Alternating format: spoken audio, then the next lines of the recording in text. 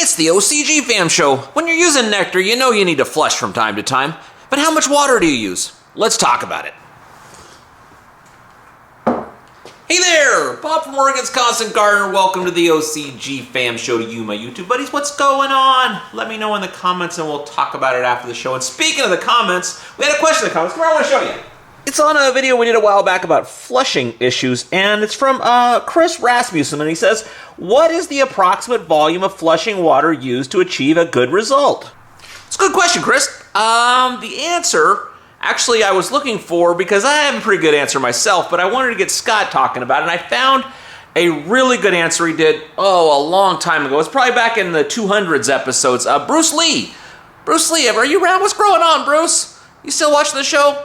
He asked the question, same question as you, and Scott answered it. And so I have a really good clip of that from back in the day. You'll see I had a little more weight on then. Scott had a little less hair on his beard. It was the good old days. Watch the clip. I'll talk to you after. So Bruce Lee said, what did he say? He said he's doing a flush. He's got 5-gallon smart pots, and he gets it with the measurements of how much stuff you put per gallon, but how much total stuff do you put through the plant to flush it?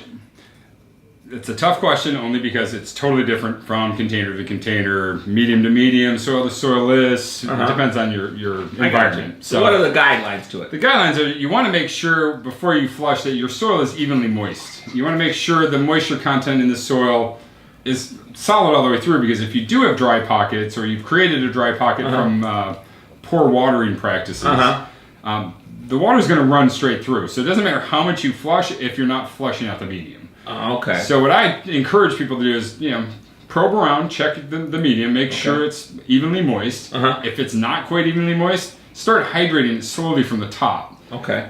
If it's just not hydrating, throw a wetting agent in there like Hygea's hydration, some kind of yucca. Get it sticky a little bit. Yeah, start to draw it into those dry pockets and get that moist before you do your flush. So the dirt becomes some hydrophobic where it just can't. It's so dry. Yeah. Okay. A lot of these mediums will, once they become dry, they really don't want to accept the moisture back in. So, but once you get your soil moist, or you have a really nice medium that you're continuously maintaining. So we got there. What we recommend for a preventative flush, 15 to 20% runoff on that day.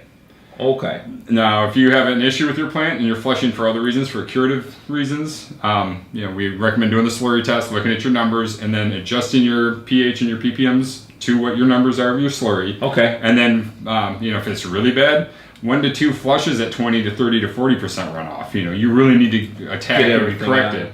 But if it's just a preventative, 15 to 20% per volume of the liquid you're putting in, not of the soil. So right. Yeah. So if you put a gallon, you want to see 50% of that come back out again. Yeah. Okay. Okay. What do you think of that? Useful, informative, entertaining?